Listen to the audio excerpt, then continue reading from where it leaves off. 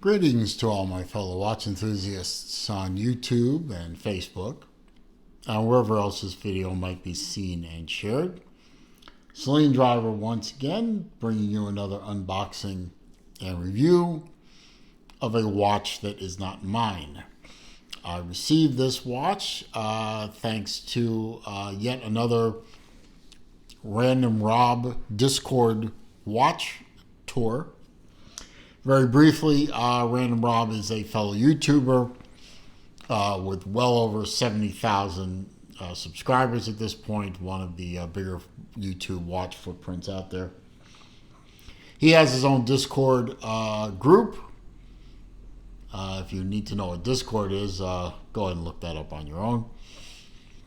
Part of the privilege of being one of the founders level members on Discord, Random Rob's Discord, is you get to participate in free watch tours. You enter your name in a drawing for a specific watch, and if you're one of a dozen folks that gets picked in a random drawing, you get to experience a watch for 4 to 5 days before you ship it off to the next person. This is another one of those. I have here a watch from Borealis. They are a micro brand, a very well-known micro brand. I reviewed several Borealis watches over time. This one is, well, right now the website is taking pre-orders, so I'm going to call this watch a pre-production watch. I've been led to believe that this watch is pretty much as the final form will be. I'll leave a link to the website so you can check this out on your own, but as of when I'm making this video in mid-November, although it'll be early December before the video releases, they are taking pre-orders. So inside the typical Borealis case, which is this nice leather book-like case with this little elastic closure over the little stud there, we have just very simply, there's nothing in the pouch here, and this would also make an excellent travel pouch, by the way. We have the Borealis Bullshark version 2. Now, there are two versions of this watch on the website. There's this version with the snowflake style hand, very Rolex-like, Tudor-like, I should say. There's also a version of this watch, same basic watch, same look, but with a Mercedes hand, which looks more Rolex. I don't have a preference either way. This happens to be the one that came. Beautiful red bezel, very vocal bezel action. It's kind of a chunky bezel, 120 click, not the smoothest bezel in the world, but solid, no slop, lines up beautifully. You have a signed crown at the 3 o'clock. Beautiful artwork here. Let me open this up so I can get in there a little better. Beautiful artwork on the back of the watch. The back case has this beautifully engraved, deep engraving of a mermaid. The case back screw down spokes evoke the image of an old ship's wheel. So a lot of nautical hints and suggestions in this watch. Calling it a Bullshark, though, I don't know why they engraved a mermaid on the back of the watch. Beautiful though she is, wouldn't it be more simple to either call the watch the mermaid or have an engraving of a Bullshark on the back? But hey, I don't work for Borealis, so I don't know these things. Let's see, what else can we say about this? 316L stainless steel all around. Very solid bracelet with screw-in pins on the removable links. You have a nice milled, high-quality milled clasp with a clamshell lock. So this watch is not going anywhere. It's a signed clasp. Pop that open. You have to push both buttons. You can't just push one. You can see I'm pushing one and it won't open. You have to push both and it releases. You have non-quick release spring bars. So you will need a watch tool if you want to swap this thing onto a rubber strap or a leather strap or a NATO. The overall look of this watch is very Tudor Black Bay like. In fact, I actually had a Tudor Black Bay, a little bit smaller than, no, actually a little bigger than this one in terms of case diameter. Black dial, red bezel. Was a beautiful watch. I have sold that recently. But this very much looks like a budget-friendly Tudor. The Mercedes version is very Rolex-like, very Rolex Submariner look. As a matter of fact, the watch was inspired by vintage 6538 watches from the 50s. Now, for those of you who are Rolex aficionados, you know that the 6538 was a Rolex caliber. Model, I should say, not caliber.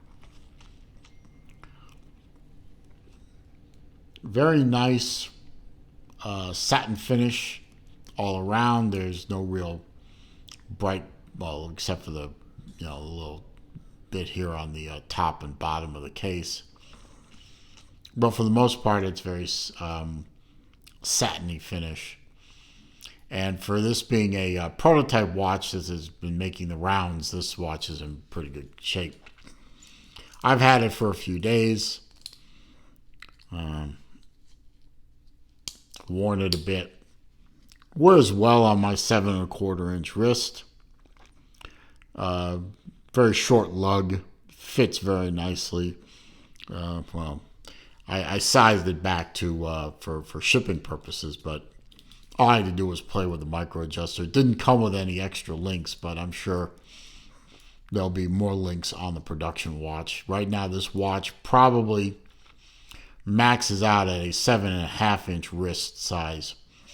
Hopefully, Borealis will give you more links to fit bigger wrist folks. You do have a drill lugs. Should have mentioned that when I talked about the lack of quick release lug. The drill lugs do make it easier to get in there and pop the lugs out so you can remove the fitted end links. You have a date complication at the 6 o'clock. Otherwise, it's a very simple 3-hander. Screw down crown, given the fact this is a dive watch, it is a screw down crown. 2-position crown. The first position moves the date. Second position sets the time, and as you can see, it hacks the movement. Push it all in. Screws re-engage very easily. And there you go. You get your full 300 meter, as you can see there on the dial. You get your full 300 meter water resistance back when you screw the crown in. Of course, you have a screw down solid case back.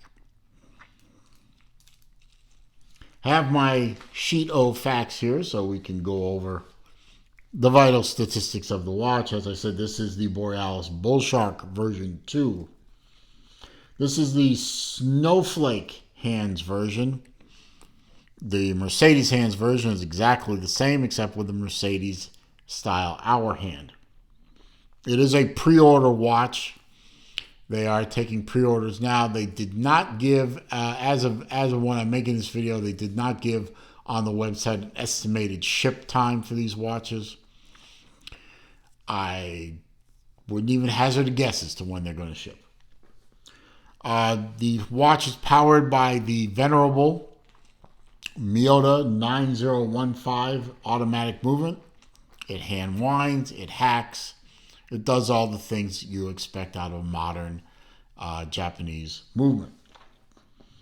316L stainless steel on the case, bracelet, and clasp, as you would expect. 120 click bezel. I couldn't find out what the bezel insert is made out of. If I had to hazard a guess, I would say it's ceramic, maybe sapphire, but I'm going to go with ceramic. I could be wrong. If I am wrong and you know that I don't, comment below. Double dome sapphire crystal, a slight dome to the crystal, nothing too radical, and a coin edge style bezel. As I said, it is a 300-meter water-resistant watch. It's a little small, 38-millimeter case, but it does wear bigger because of the lug-to-lug, which is 47-millimeter. So normally a 38-millimeter watch on my wrist wouldn't look quite right, but because it's extended a little bit, though not grossly so, it wears a little bigger than it looks. It is 12.6 millimeters thick, and it does have a 20-millimeter lug. All measurements were obtained from the Borealis website. So those are all the official numbers. I did not use my own calipers for any of that. It's a nice watch. It's budget friendly. It has a great look to it. If you're looking for a Tudor Black Bay without the Tudor Black Bay price, this would be a great alternative. It's got a Miyota 9000 series movement, which means it's going to be double tough and run real well. Going to have a 40-hour or so power reserve, so it's going to run for a while. If you take it off overnight, it'll still be running in the morning. And just put it back on. Convenience of the drilled lugs is certainly a plus. The clasp is a simple micro adjust with 6 positions.